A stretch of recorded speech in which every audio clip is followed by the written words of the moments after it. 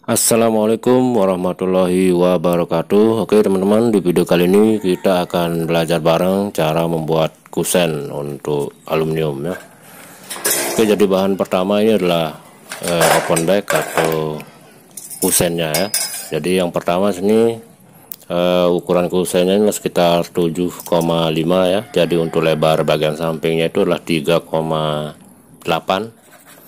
Jadi kalau misalkan ukuran kusen yang kita bikin 2 meter, tinggal kita kurangi aja dengan bagian lebarnya. Untuk bagian lebar atas tidak perlu kita kurangi teman-teman ya. Kalau misalkan kita bikin 2 meter kali 1 meter, untuk lebar atasnya kita potong 1 meter aja. Dan untuk bagian tinggi kita kurangi dengan ukuran lebarnya atau bagian 3,8. Untuk bagian jendela kita potong atau kita kurangi dengan 2 kali ukuran lebar dari kusennya. Oke, dan selanjutnya ini kita akan potong spijot teman-teman ya. Jadi ini adalah alat untuk menyambungnya nanti. Dan seperti yang teman-teman lihat ini spijotnya tinggal dipotong lebarnya agak kurang ya dari bagian lubang kusennya agar bisa masuk. Setelah kita tandai di sini, biar kita tidak perlu mengukur berulang kali, tinggal teman-teman tandai aja di bagian mesin, tinggal kita potong sebanyak yang kita butuhkan. Oke, jadi untuk bagian jendela teman-teman tinggal potong ukuran pas saja untuk bagian atas. Jadi yang dikurangi itulah bagian tingginya saja ya. Jadi tingginya misalkan 1 meter, tinggal dikurangi dengan 2 kali ukuran lebar dari kusen yang kita pakai. Jadi kusen yang kita pakai sekarang inilah ukuran 3 in ya. Jadi ukurannya sekitar 7,5 kali 3,8 cm. Oke, setelah spigot terpotong sesuai kebutuhan, langsung aja kita bor teman-teman. Selanjutnya sini kita ambil bagian kusennya sekitar 3 cm. Ini gunanya untuk membuat mal nanti pada proses pemasangan spigotnya. Jadi mata bor yang teman-teman pakai sini ukuran 3,5 mm dan paku ripet ini yang ukuran 440 ya. Oke, seperti ini kira-kira. Jadi yang bungkus kecilnya harga 5 ribuan dan yang satu kotak ini harga 45 ribuan teman-teman, merek Ripeti.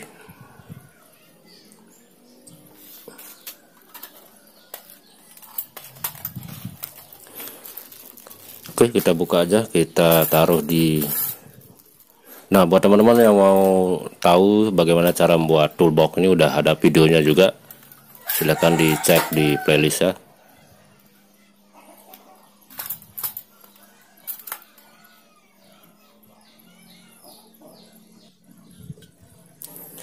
Oke, di sini ada beberapa cara posisi pemasangan teman-teman. Jadi bagian ujungnya usahakan sejajar ya, biar nanti pemasangannya pas. Teman-teman bisa tandai dulu seperti ini, atau bisa langsung dibor juga ya pada posisi pemasangannya. Atau teman-teman juga bisa tandai seperti ini, lalu kita bor pada posisi yang sudah kita bor pada posisi spigotnya. Artinya di sini jangan sampai menutupi garis yang kita buat ya. Oke, langsung aja kita bor teman-teman menggunakan mata bor 3,5 mm ya.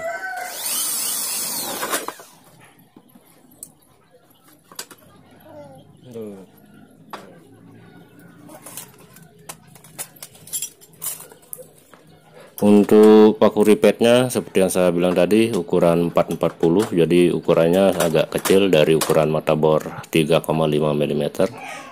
Di sini kita buat per satu spijotnya pakai 3 paku ripet udah cukup kuat teman-teman.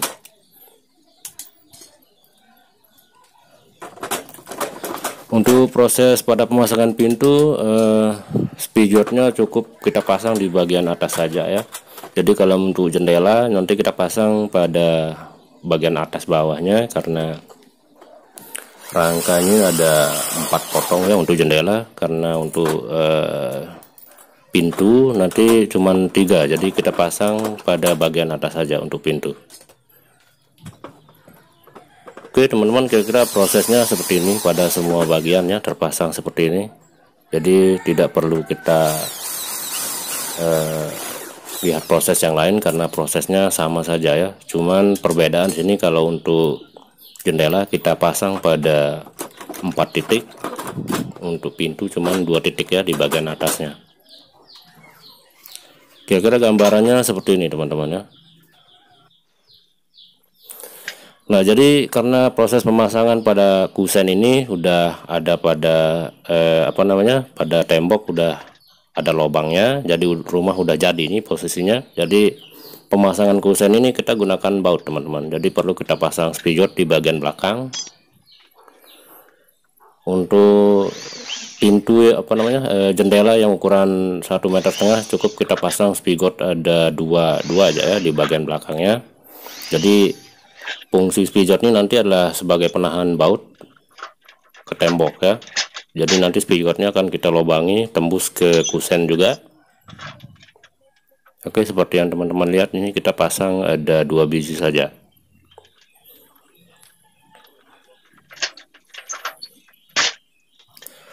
Untuk ukuran pintu kita pasang 3 aja teman-teman ya, untuk spigot di bagian belakangnya. Nah jadi nanti kita akan bor di bagian depan menggunakan mata bor 12 ya. Oke, jadi kira-kira gambaran seperti ini untuk bagian jendela, tinggal kita pasang aja nanti ya. Tapi selanjutnya sini kita akan pasang sap teman-teman. Jadi sap ini fungsinya adalah penahan jendela atau pintu ya di bagian depan.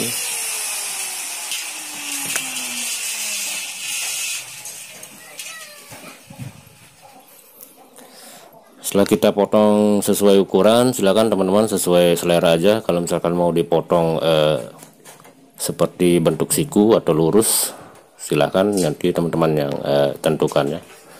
Oke, jadi sekarang ini adalah proses untuk pintunya, karena di sini kita pakai pintu yang menggunakan tiang sliding. Jadi kita ukur dengan bahan yang akan kita pakai teman-teman.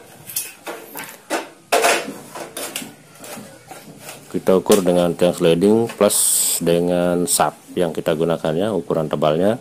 Jadi fungsi sap ini selain menahan pintu, nanti akan menutup lubang yang akan kita gunakan sebagai alat yang menahan di bagian tembok ya. Oke, jadi supaya benar-benar pas posisi pengeborannya kita tandai saja.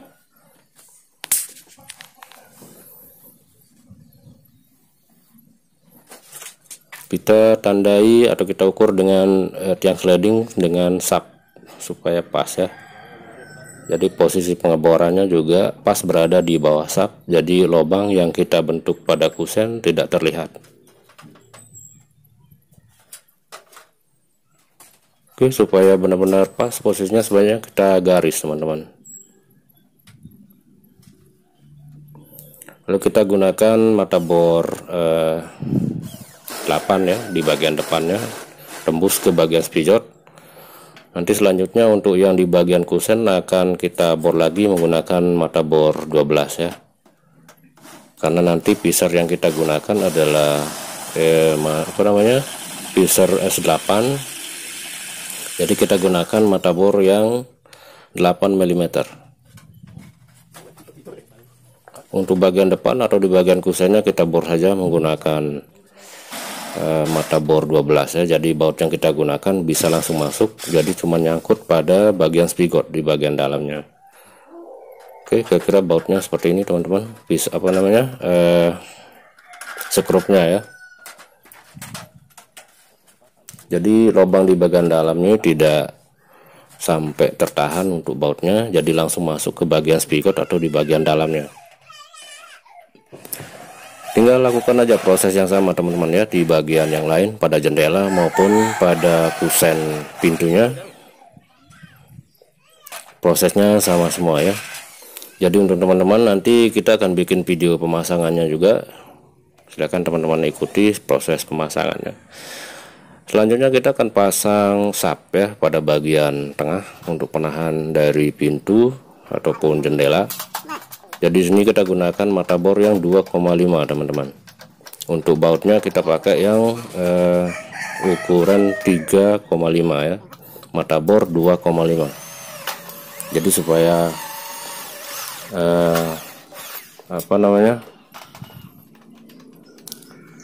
skrupnya benar-benar masuk dan kuat. Jadi kita pakai ukuran mata bor yang lebih kecil dari mata bor yang dari skrup yang kita gunakan. Cukup menggunakan 4 atau 5 skrup aja udah kuat di bagian pintu. Oke, setelah proses pemasangan sap selesai, tinggal kita pasang aja teman-teman. Dan untuk bagian sap yang berada di atas kita pasang belakangan saja, nanti pada pas pemasangannya di lokasi nanti kita akan pasang bagian atasnya. Jadi untuk sap yang berada di atas kita pasang di bawah aja dulu sebagai penahan. Nanti kita akan pasang di lokasi ya. Dan selanjutnya di sini kita akan pasang paku ripet di bagian samping juga supaya benar-benar kuat.